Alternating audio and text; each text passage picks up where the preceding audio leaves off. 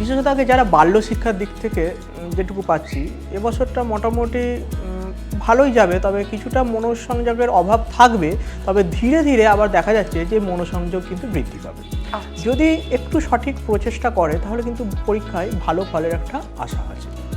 আর উচ্চশিক্ষার ক্ষেত্রে যথেষ্ট শুভ ফল আসবে, প্রচেষ্টা করলে অবশ্যই সাফল্য আসবে দেখা যাচ্ছে।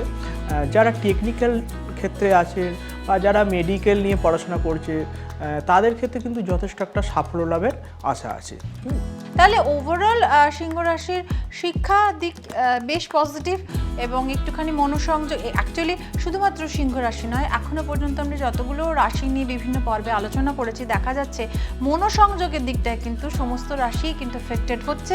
তো এই জায়গাটি একটুখানি যদি সতর্ক থাকেন, মনটাকে যদি একটু নিয়ন্ত্রণে রাখেন, তাহলে কিন্তু শিক্ষার জায়গাটি খুব একটি ব্যাহত হওয়ার মতো সিংহ রাশির ক্ষেত্রে দেখা যাচ্ছে না।